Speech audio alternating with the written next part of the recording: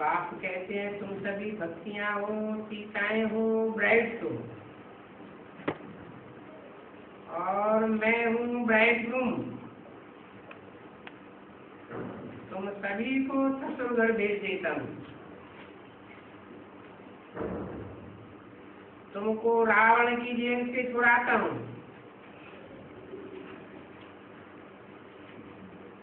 बाबा बेहद की बातें सुनाते हैं।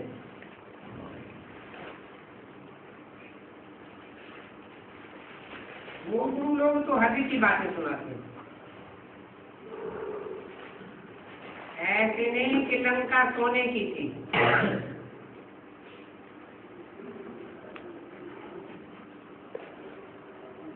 अरे सोने का भारत था, लंका थोड़ी सोने की थी।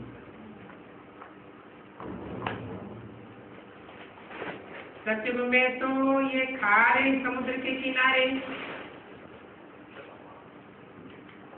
गांव होते ही नहीं। नीची नदियों के किनारे गांव होते हैं।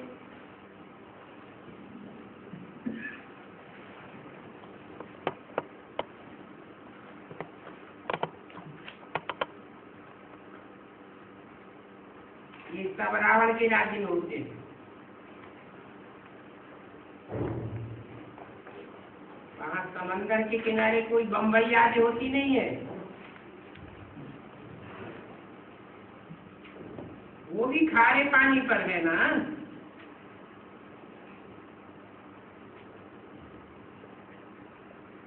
कराची आदि जो भी समुद्र के किनारे हैं वो वहां नहीं होते हैं। ये सब खत्म हो जाएगा।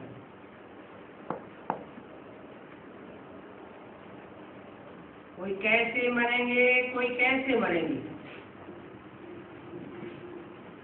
मूसलाधार बरसात होगी।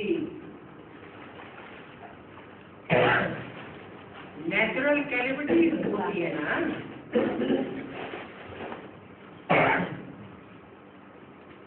ये आपदाएं कोई की बनाई हुई नहीं है। बम्बई भी ऐसे बनाई जो एकदम फट से खत्म कर देंगे।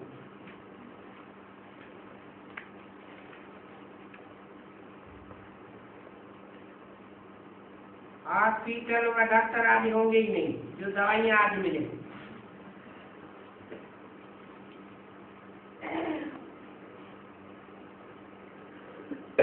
इन बातों की समझ तो है ना। मुझे बुलाया ही है हमको पावन दुनिया में ले जाओ, तो जरूर ये माया की दुनिया, माया की नगरी, पतित पुरानी दुनिया खत्म करनी पड़ेगी। मैं आया हूँ आत्माओं को ले जाने के लिए।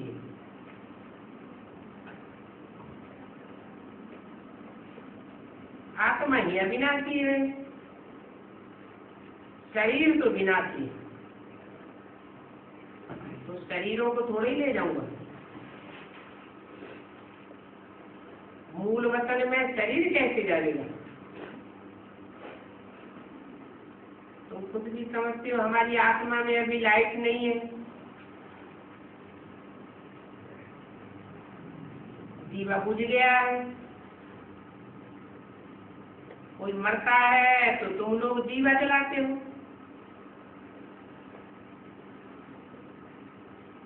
दीवा की बहुत खबरदारी रखते हैं, कहीं जाने वाली आत्मा को अंधियारा न हो जाए।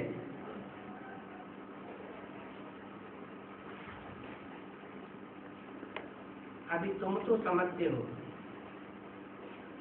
कि हम बाप के साथ योग लगाते हैं, उससे हमारी ज्योति जग जाती है। फिर सत्य को मैं घर घर में सोच रहा हो जाता है। वहां अंधियारे की बात ही नहीं है।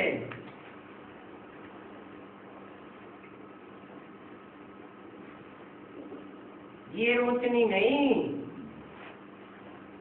आत्मा का जो ये घर है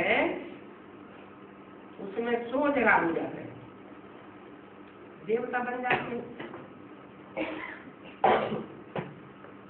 अभी तुम्हारा भी जीवा जगह है ना,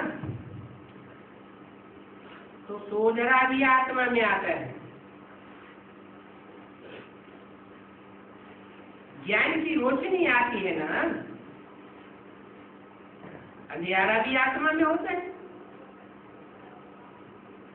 आत्मा तमो प्रधान बनती है तो दीवा बुझ जाता है। अभी बाप कहते हैं मेरे साथ बुद्धि का योग लगाओ तो तुमको करंट मिलेगी। मैं प्योर चकमक हूं,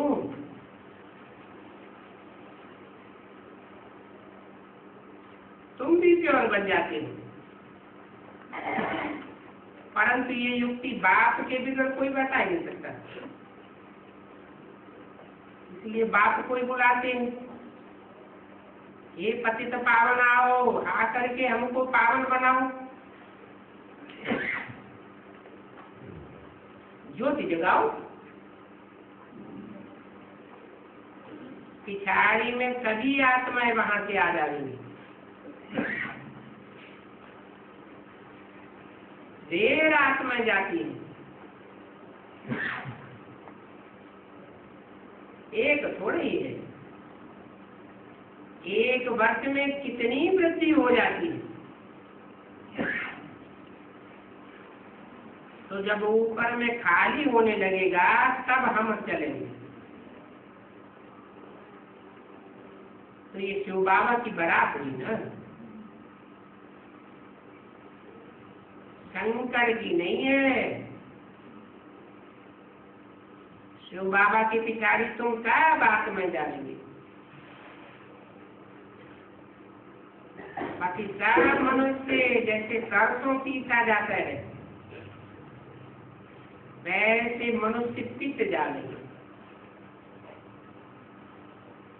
तो तुम जानते हो हर 5000 वर्ष के बाद बाबा आते हैं और आकर के नई दुनिया स्थापन करते हैं। ऐसे नहीं है कि ज्ञान सुनाकर चले जाते हैं, नई दुनिया अपने आप स्थापन होती रहती। नई दुनिया स्थापन करना ये तो बाप का ही काम है।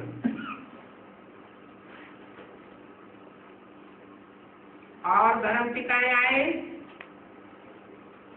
कोई नई दुनिया बना के नहीं गए। दुनिया तो और ही पुरानी होती जाती है।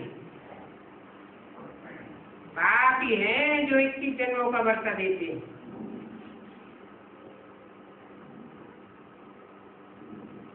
रावण आके शराब दे देता है,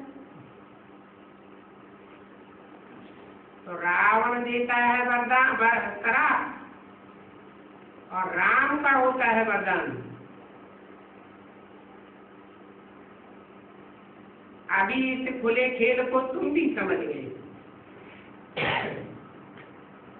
और ये खेल भी भारत पर बना हुआ है।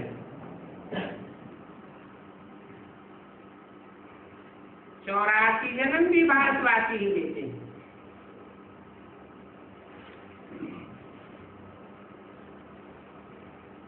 और धर्म वाले जो हैं वो 84 जन्म नहीं लेते हैं। वो कहाँ के वासी है? वो भारतवासी नहीं है,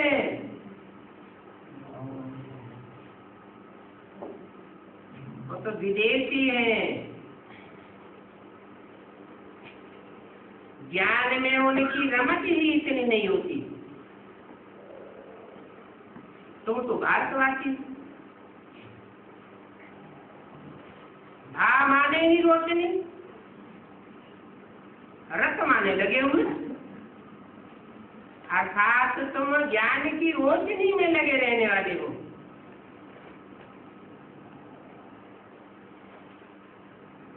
तो अभी तुम जितना याद करेंगे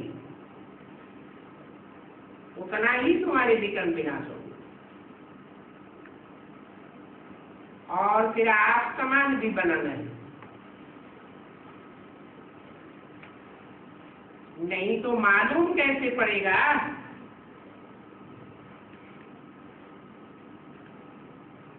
इसलिए बाबा भी लिखते हैं सपूत बच्चा चाहिए। तो लिखते हैं हमने इतने को सुनाया, उनमें से वह कोर्स कर रहा है, परंतु हम लिखता हूं उन को निश्चय ही नहीं है कि बाबा आया हुआ है। फोर्स का फोर्स भी तो आना चाहिए। 11 मार्च 1968 की वाणी तकलीफ रहती है। बल कोई पढ़ते भी रहते हैं परंतु निश्चय नहीं होता है। निश्चय की निशानी क्या होगी? निश्चय की निशानी होगी कि जिसको निश्चय हो जाएगा तो ऐसे बाप से मिलने के बगैर रह नहीं सकता।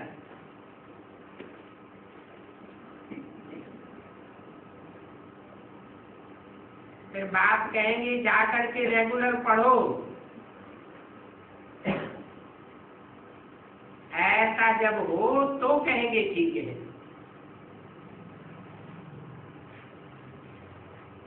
तो निश्चय बुद्धि तो एकदम भागे, अरे बाबा आया हुआ है,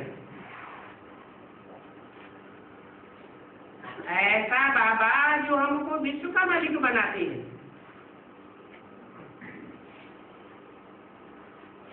एकदम पागल हो जाए, मिलने बगैर रह न सके। जैसे कोई को बड़ी लॉटरी होती है ना, ये भी घुड़दौड़ है। इस शरीर को इस शरीर की आत्मा को अर्श भी कहते हैं।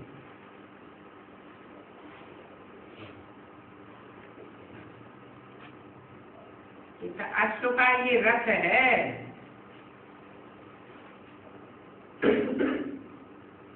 महमूद का घोड़ा भी बहुत संघारते हैं,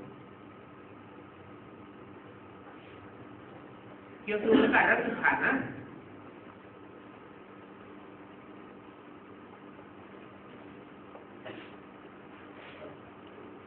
महमूद का घोड़ा भी क्यों लगा दिया?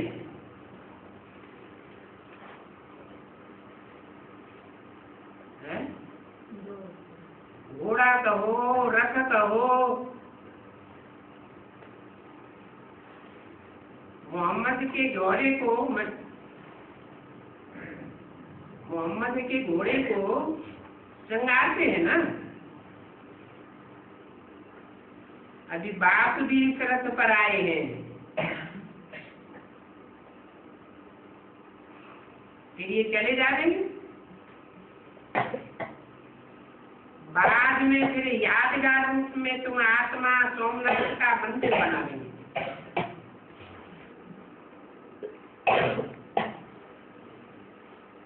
कितना श्रृंगार है, और आने के लिए धन लगा देंगे मंदिर में।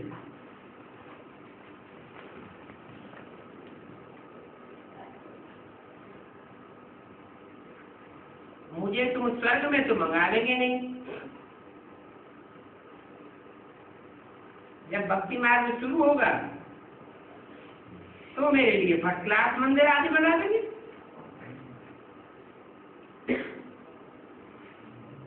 सोमनाथ मंदिर से अच्छा यादगार और कोई होता ही नहीं है। ये हर 5000 वर्ष के बाद तुम हमारा यादगार बना देंगे।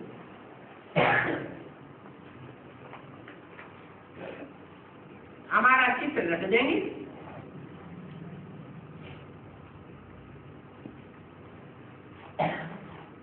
परंतु हमको क्या मजा आएगा? सोमनाथ के मंदिर में शिवलिंग में हीरा रख दिया, शंकर की मूर्ति रख दी।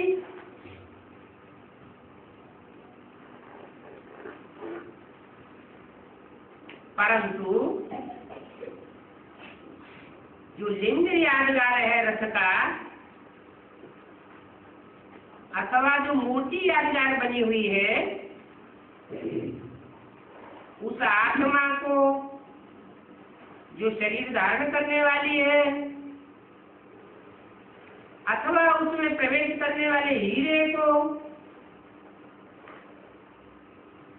जो शिव के रूप में, ज्योतिबिंदु रूप में पूजा जाता है, याद किया जाता है, उनको क्या प्राप्ति हुई?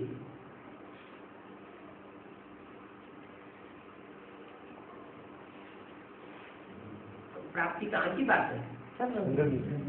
संगम की बातें हैं। तो बाबा भिन्न भिन्न प्रकार से समझाते रहते हैं।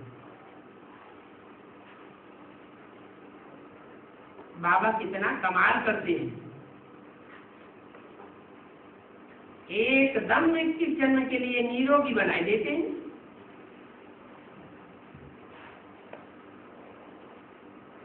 वहां 21 जन्मों में दुख की बात ही नहीं होगी।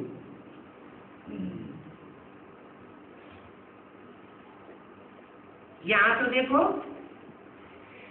आदि मध्य अंत दुख ही भोगते रहते हैं। बच्चा जन्म लेता है तो रोता है, आदि में दुख हो गया। जिसका आदि दुख में होगा तो मध्य जीवन में दुखी क्यों नहीं हुआ? मध्य में भी दुखी रहती और अंत में भी हिलकोरे खा के शरीर छोड़ते हैं।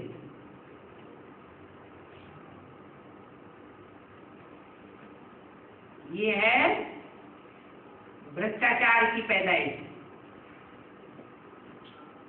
और वहां होती है युगल की पैदाइश।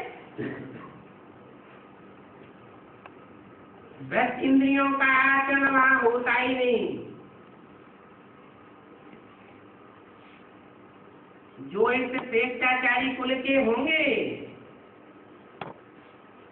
वो ही इन बातों को समझेंगे।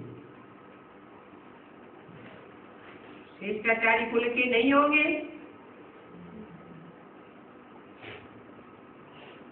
भ्रष्टाचारी रावण संप्रदाय के होंगे, तो उनकी बुद्धि में ये बातें सहज बैठेंगी नहीं।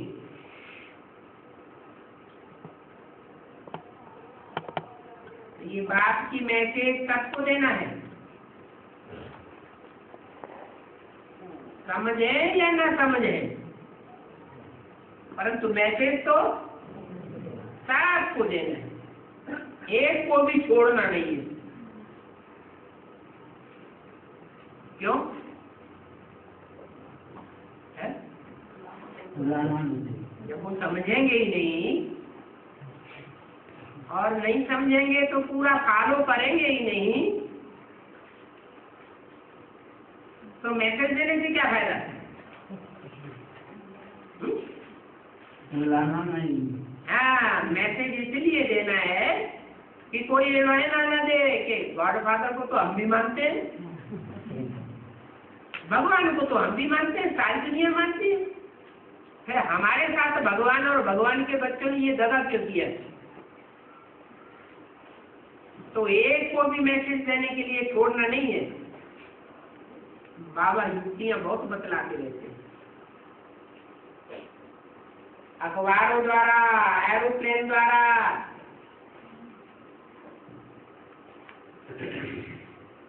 कोई भी तरीके से मैसेज देते रहो। आगे थोड़ी ऐसी ऐसी युक्तियां करते थे। तुम बच्चे दिन प्रतिदिन उन्नति को पाके डालेंगे क्या? वो दुनिया वाले दिन प्रतिदिन उन्नति को नहीं पाने वाले। ब्राह्मणों की दुनिया में भी जो और धर्म में कन्वर्ट होने वाली वो आत्माएं हैं, वो दिन प्रतिदिन उन्नति को नहीं पाएगी। और तुम तुम दिन प्रतिदिन उन्नति को पाते जा रहे, तुम्हारी उन्नति से सभी को मैसेज मिल जाएगा। भक्ति मार्ग में भी याद तो करते हैं ना, परंतु जिसको याद करते हैं, भगवान कहते हैं, अल्लाह कहते हैं, गॉड फादर कहते हैं, उनका क्या ऑक्यूपेशन था, क्या धंधा था, वो जानते ही नहीं।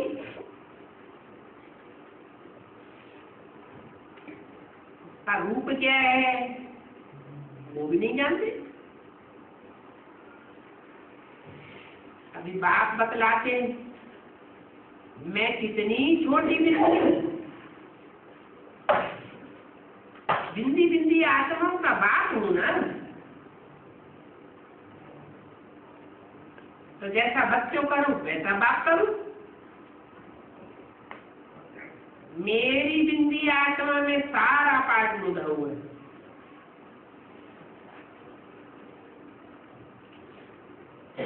ये सारा खेल आत्मा ही तो बजाती है।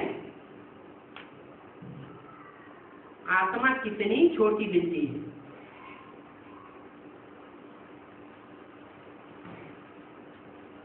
उनका पाठ चलता रहता है।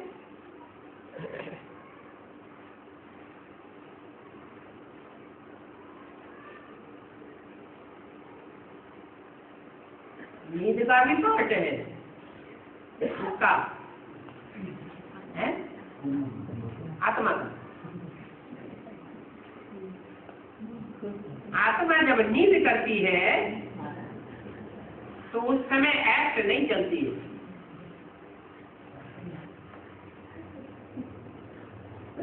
ये आत्मा बड़ी बंधन है। इसका रिकॉर्ड कब घिसता नहीं है। आत्मा में 84 जन्मों का रिकॉर्ड है जो चलता ही रहता है।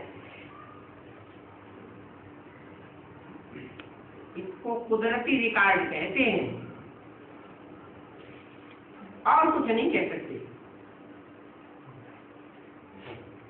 तो बाप मीठे मीठे बच्चों को समझाते हैं, मैंने तुमको कितनी बार पढ़ाया है। हर वर्ष, हर 5000 वर्ष के बाद आकर के पढ़ाता हूँ।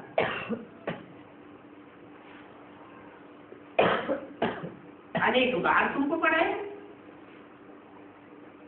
और ये पाठ है संगम युग का, तो इसको अच्छी रीति पढ़ना चाहिए। और कोई युग में ये पाठ पढ़ने को नहीं मिलेगा। फिर भी कोई पढ़ते हैं, कोई नहीं पढ़ते हैं, है तो कभी ड्रामा। ये लड़ाई की भी नूत ड्रामा में है। फिर 5000 वर्ष के बाद ये लड़ाई लगेगी। मौत सबका आना ही है,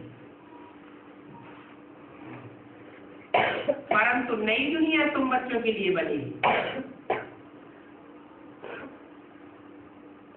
तुम जानते हो कि भक्ति मार्ग में तुमने बहुत धक्के खाए हैं।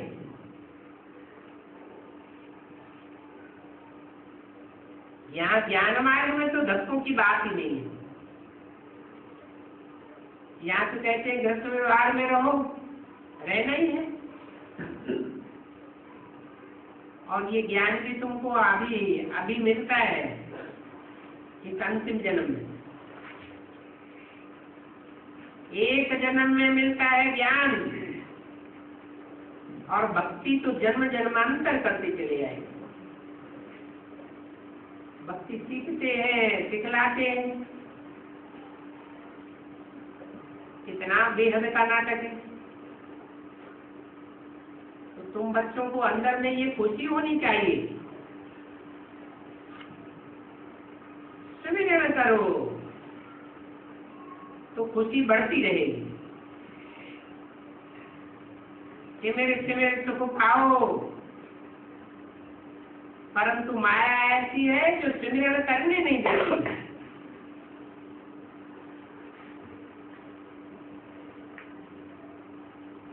तुम जितना बाप को याद करते हो उतना बाप भी तुमको याद करते हैं। बच्चे बाप को प्यार देते हैं तो बाप नहीं देंगे क्या?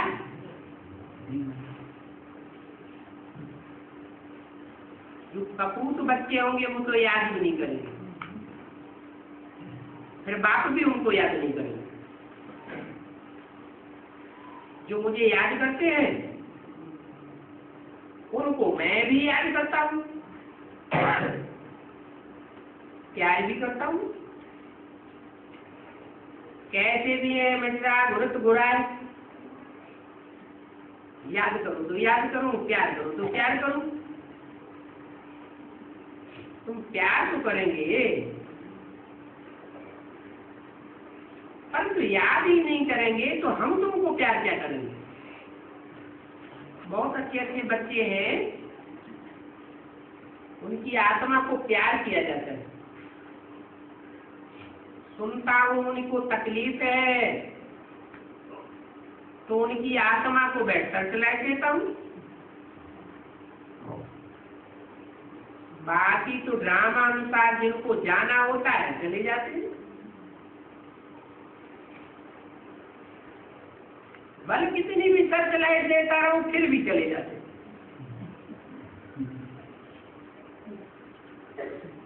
मैं भी ड्रामा के बंधन में काम रहूं तो कहेंगे ड्रामा, उनकी आयु ही इतनी, इसमें दुख की बात नहीं है। उनका हिसाब किताब जो था वो चुप्ती हो गया, जा करके दूसरा पार्ट बजा देंगे तो रोने की दरकार ही नहीं है।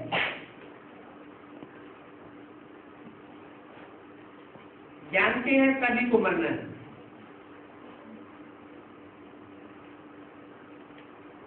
अभी मौत का बाजार लगेगा तो किसके लिए बैठे रोवेंगे? चीनी आदि पहनने वाला कोई नहीं होगा, कभी मिट्टी में मिल जाए। इसलिए बाप कहते बहुत गई थोड़ी रही, अभी ये पुरानी दुनिया बाकी थोड़ा समय है।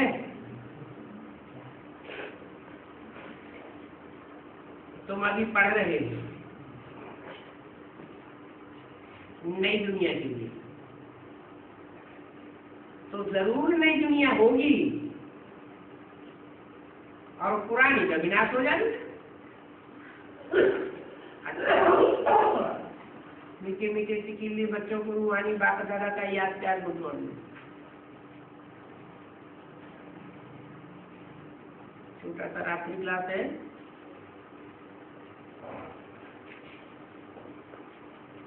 ग्यारह की 68 की वाणी का पहला पेज। बच्चे जानते हैं बाप हमारा बाप भी है और टीचर भी है, सदगुरु भी है। चलो बाप टीचर है सदगुरु है ये तो ठीक, परंतु बाप बाप भी है ये कहने की क्या दरकार है? टीचर टीचर भी है, सदगुरु सदगुरु भी है, डबल डबल कहने की क्या दरकार है?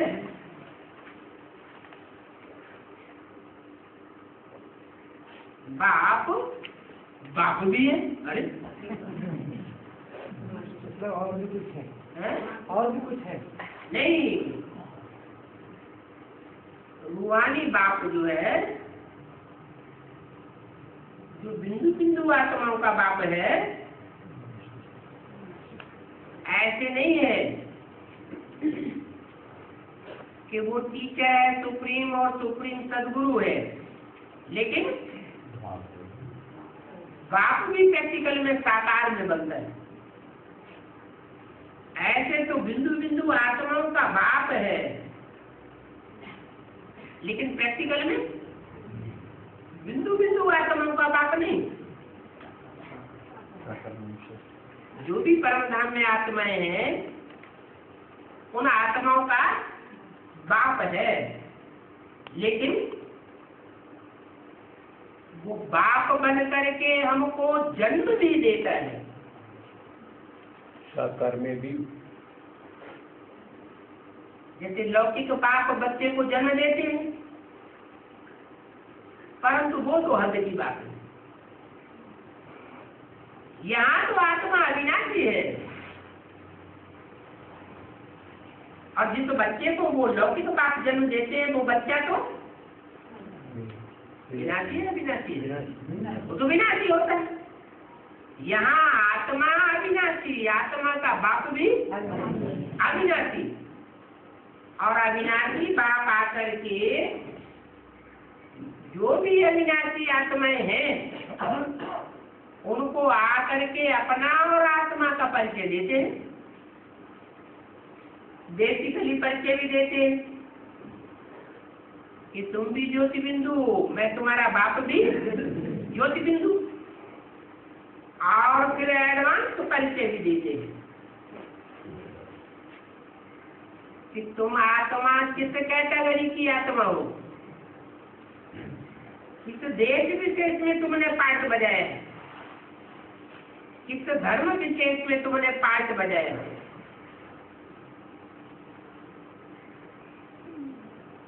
पूरा डिटेल बुद्धि में बैठ जाता है। तो कहेंगे आत्मा का प्रत्यक्षता रूपी जन्म हुआ, वो हमारा बाप भी है। आत्मा को प्रत्यक्षता रूपी जन्म देता है, टीचर बनकर क्लैरिफिकेशन देता है, एक एक बात को हिज्जे हिज्जे करके समझाता है, फिर हमारी सदगति भी करता है। हमारी मन बुद्धि जिसकी दुर्गति हुई पड़ी है, बुद्धि नीचे की तरफ ही जाती है, 5 तत्वों की ओर ही जाती है। तो बुद्धि को दुर्गति से उठाए करके सदगति में 5 तत्वों की दुनिया से परे ले जाता है। तो आत्मा की सदगति हुई ना। कितने टाइम के लिए सदगति हो जाती है? 21 जन्मों के लिए 5 तत्वों में हमारी आकर्षण आत्मा की नहीं लगेगी। ये बात है, फिर किसी को पता नहीं है कि वो बाप के रूप में आके क्या करता है, टीचर के रूप में आके क्या करता है, सदगुरु के रूप में आके क्या करता है।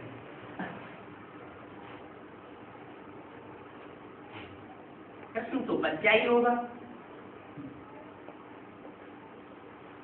कोई भी मनुष्य को ये पता नहीं है कि कृष्ण बच्चा है।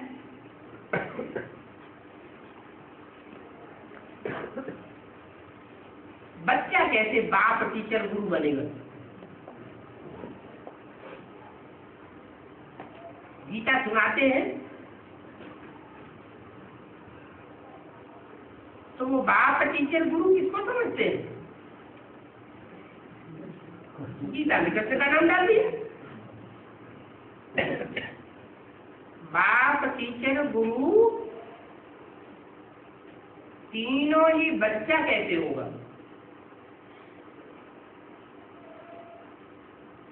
ये तो एक ही है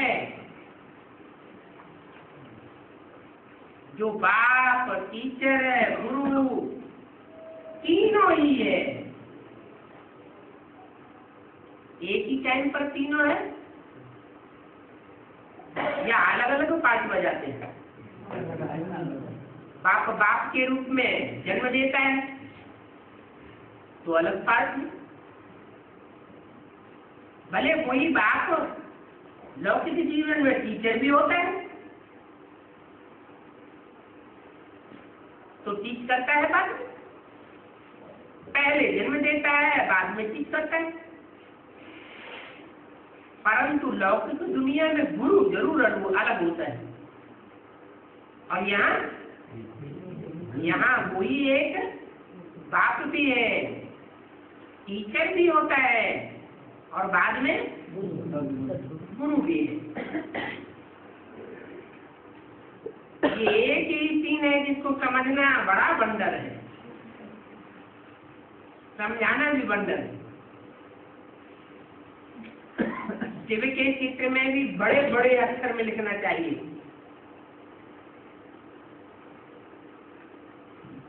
ये हमारा सुप्रीम बाप है, सुप्रीम टीचर है, सुप्रीम गुरु है। अरे कौन से चित्र में लिखेंगे?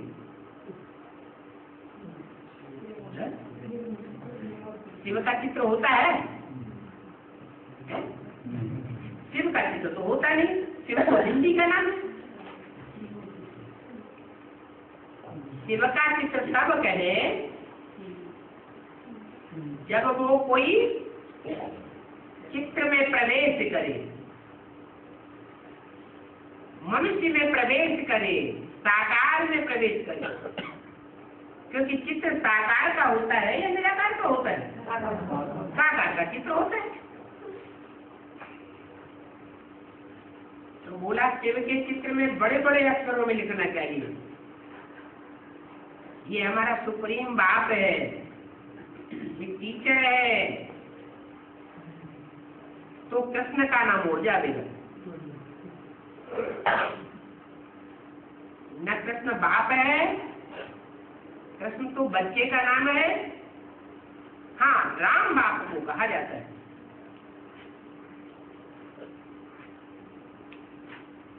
भगवान एक ही है जो बाप टीचर सदगुरु। ये मुख्य 3 संबंध हैं। शिक्षक अर्थात राजयोग की शिक्षा दिलाते हैं, राजयोग सिखलाते हैं। प्रदर्शनी में देखो कितना माथा मारना पड़ता है, फिर भी कोई की बुद्धि में बैठता नहीं है। शिवरात्रि मनाते हैं तो उनकी बायोग्राफी भी चाहिए।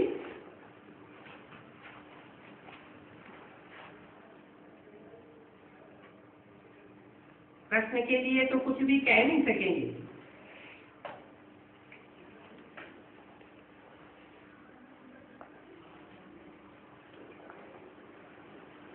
समझाने के लिए तो सहज है। ये जो किरणें दिखाई हैं गाय में, शिव बाबा के चित्र में किरणें दिखाई है, इससे तो लिखे शिव बाबा सभी का बाप है।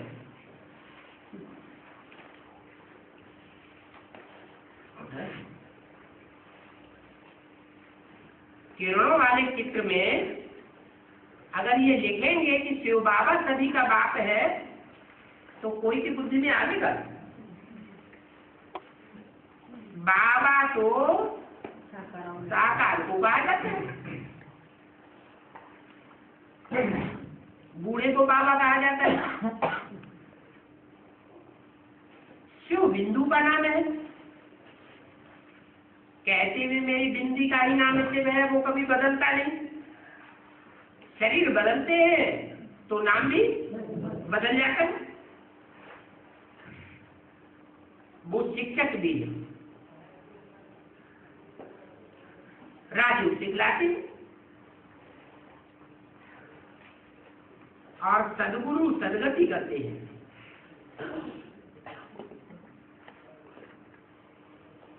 है ना?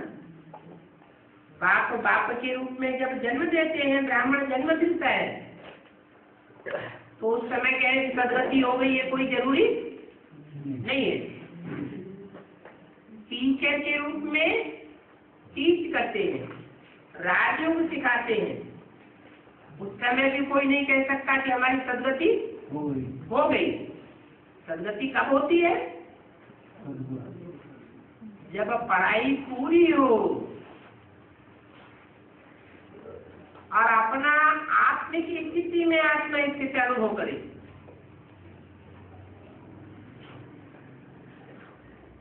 बड़े बड़े अक्षरों में ऑक्यूपेशन लिखना चाहिए।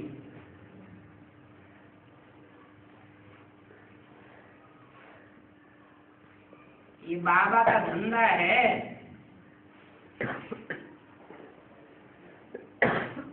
इनके ऊपर में बड़े अक्षरों में वो प्रश्न तो बच्चा है,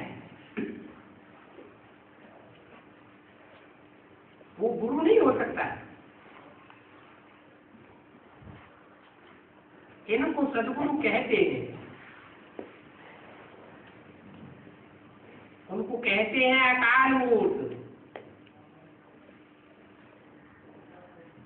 अकाल माना जिसको काल नहीं खा सकता। अब काल आत्मा को खाता है या शरीर को खाता है? फिर किरणों वाले चित्र के ऊपर अगर लिखेंगे अकाल मूर्त है, तो समझाने की भी तो युक्ति चाहिए। क्या समझा देंगे? समझा देंगे ये जो लिंग रूप रखा हुआ है, ये निराकारी स्टेज वाले शरीर की यादगार है। जैसे कि हाथ पांव नाक आंख कान है ही नहीं, और इसमें जो बिंदु रखा हुआ है वो निराकार शिव की प्रवेशता की यादगार है। तो लोगों को समझ में आएगा कि वो कैसे अकाल मूर्त है। मूर्त का मतलब माने साकार भी है, ऐसे नहीं सिर्फ बिंदी ही रहता है। अकाल का मतलब सारी दुनिया को काल खाएगा, लेकिन उस अकाल मूर्त को कोई काल खाते हुए देख नहीं सकते। ऐसे नहीं काल खाएगा ही नहीं। काल तो सबको शरीरों को खाता है, लेकिन उसके शरीरों को काल खाते हुए कोई देख नहीं सकता। वो तो सारी मनुष्य शक्ति का बाप भी है, उसमें आत्माओं का बाप भी है। तो बाप की तो जिम्मेवारी है क्या? जो भी शक्ति की मनुष्य आत्मा है सबकी सदगति करके वापस जाएगा।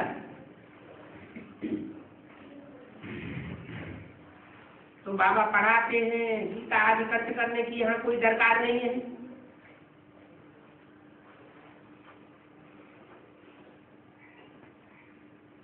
कंठ छोटे छोटे बच्चे करते हैं। प्राइमरी स्कूल में बच्चे दोहों को, कवित्वों को, चौपाइयों को रट लेते हैं, कंठ कर लेते हैं। यहाँ तो है समझने और समझाने की बात, और बहुत सहज है।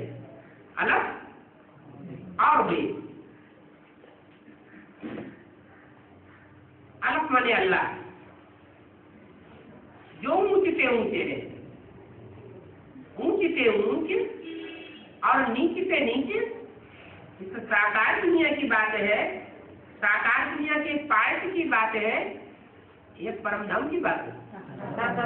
साकार दुनिया में ही ऊंचे से ऊंचे पार्ट बजाने वाले होते हैं और नीचे पार्ट बजाने वाले भी होते हैं। तो वो अल्लाह है अलग, और फिर है बेद बाप का। बाप कहते हैं मुझे याद करो तो तुमको बादशाही मिलेगी। कहने वाला साकार हुआ या निराकार?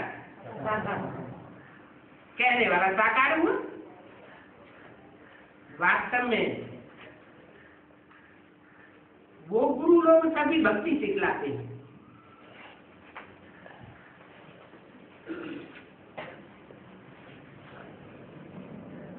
भक्ति में अंधश्रद्धा होती है। सत्य तो एक बाप ही सिखलाते, जो सत्य होगा वही सत्य सिखला देगा। इसे झूठ खंडे की दुनिया में सब झूठे होंगे या सच्चे होंगे?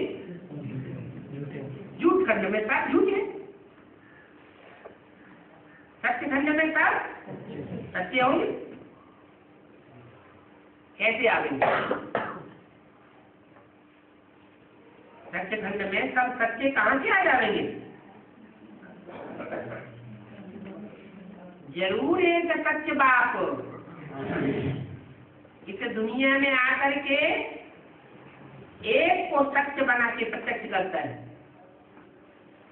जिसकी यादगार सत्यनारायण की कथा चली आ रही। सत्य हरिश्चंद्र की भी कथा कह देते हैं। तो बाप सत्य ही सिखलाते हैं। बाप कहते हैं मैं तुमको पार ले जाता हूँ, विषय सागर के पार ले जाता हूँ। ये दुनिया विषय वैतरणी है ना, फिर तुम नीचे कैसे उतरते हो? ये बात और कोई तो बता ही नहीं सकता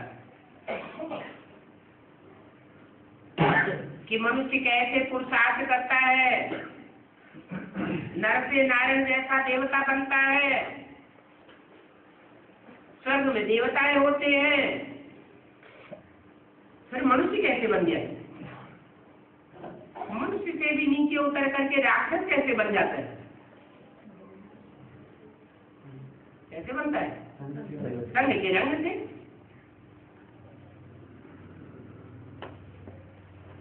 मैं रचयिता हूँ, बाकी सभी है रचना।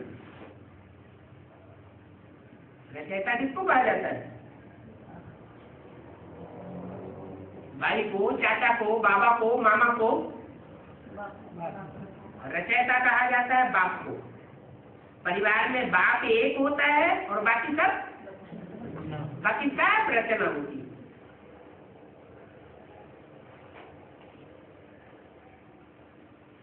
देहधारी सभी रचना क्या?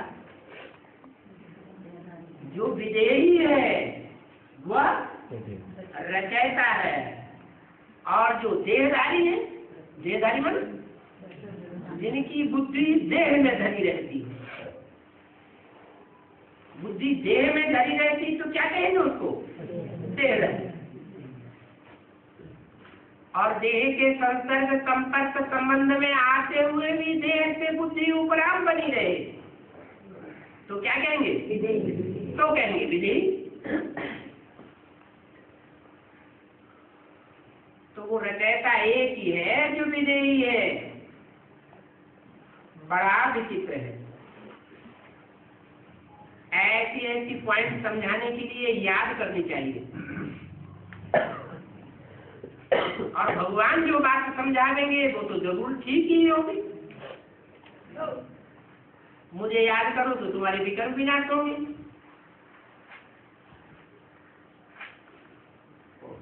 सतो प्रधान से तमो प्रधान बने, अभी तमो प्रधान से सतो प्रधान बनना है।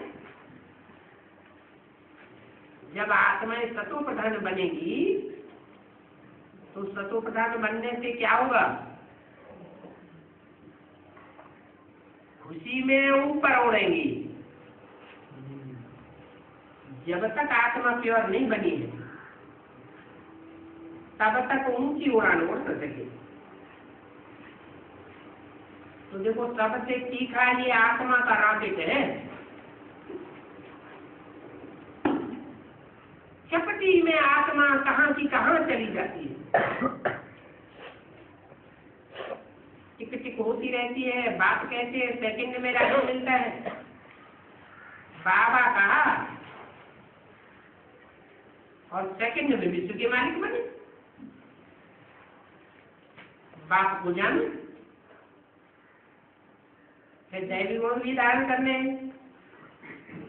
हम शिव बाबा के बने हैं तो हमारे में कोई अवगुण नहीं होना चाहिए। तुम बच्चों को ये याद रहना चाहिए, हम संगम युग पर पढ़ते हैं सतयुग आदि में जाने के लिए। आदि तो है पुरुषोत्तम संगम युग। सतयुग आदि में होते हैं देवताएं।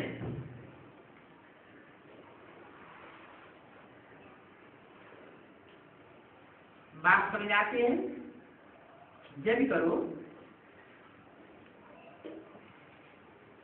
कि बाप ही ठीक कहते हैं, मैं तुमको कितना समझदार बनाता हूं। ना समझ को नालायक और समझदार को लायक कहा जाता है। अब यहाँ बैठे हो सभी जानते हो, हमको भगवान बेहद का पाप पढ़ाते हैं। बाप कहते हैं सिर्फ हमको याद करो।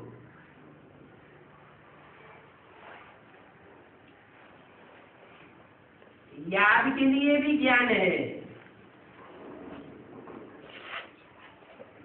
बिना ज्ञान के याद किसी की ठहर नहीं सकती। शक्ति का चक्र कैसे फिरता है वो भी ज्ञान है। ज्ञान से ही सदगति होती है। ये कैसे? योग से सदगति नहीं होती है?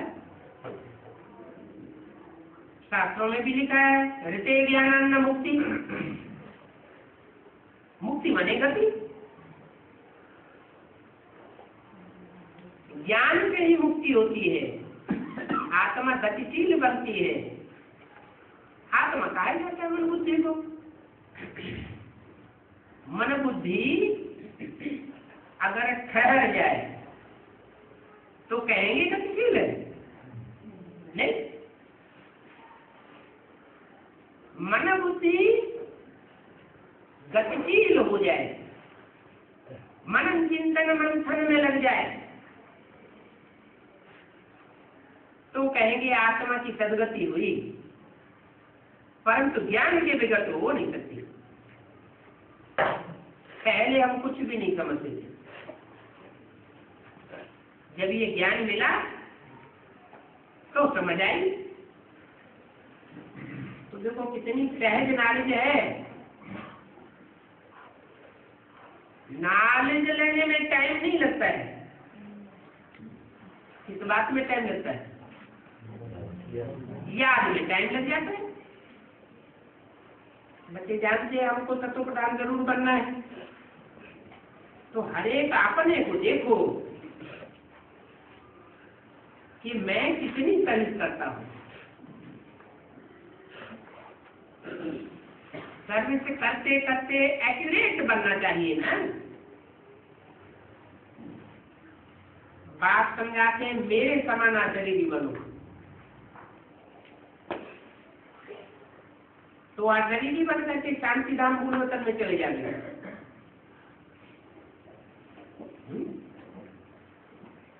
मेरे समान का मतलब क्या हुआ?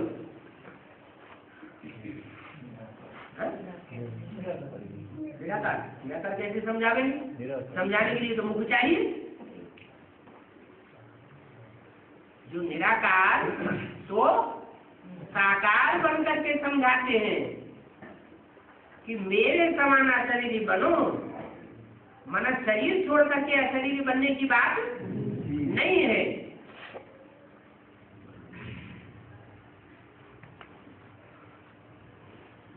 तो तुम शरीर रहते रहते मूल वचन की स्टेज का अनुभव करेंगे, माने परम धाम को सृष्टि पर उतार लेंगे, फिर तुम पवित्र बन जाओगे। ये तुम्हारी यात्रा बस याद की मुसाफिरी है।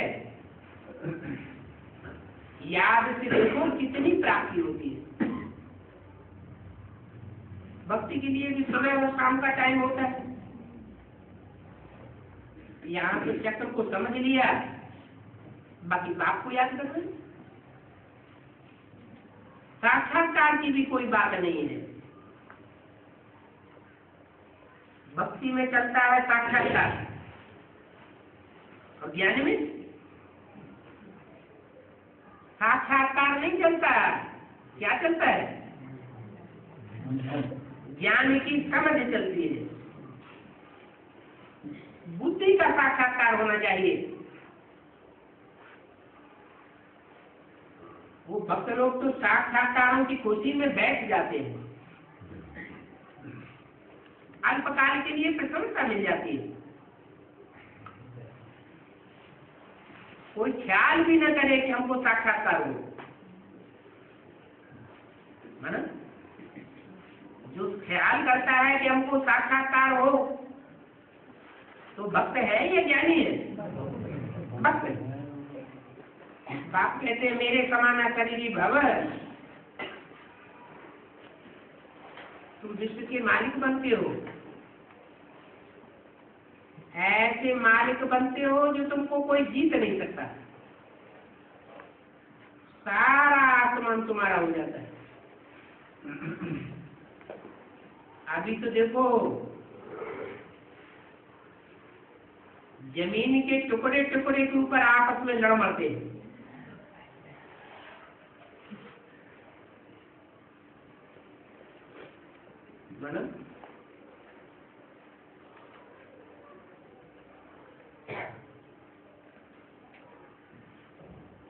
जो निराकारी स्टेज में टिकेगा वो जमीन के टुकड़ों टुकड़ों के लिए,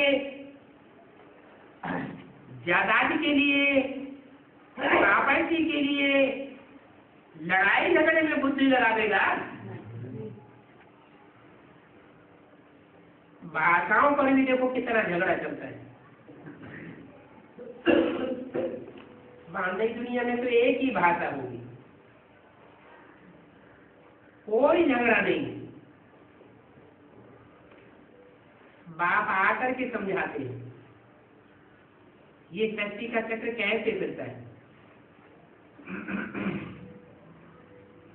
इसको ऋषि मुनि आदि कोई नहीं जानते हैं। बोलो आओ तो हमें लक्ष्मी नारायण के जीवन कहानी को बता दें।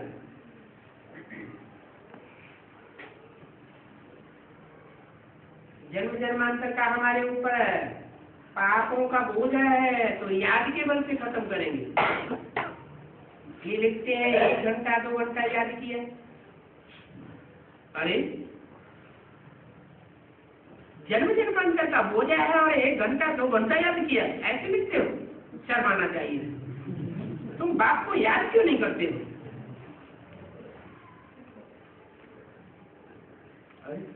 1-2 घंटा लिखते हो, उनके लिए बेहद बोल दिए,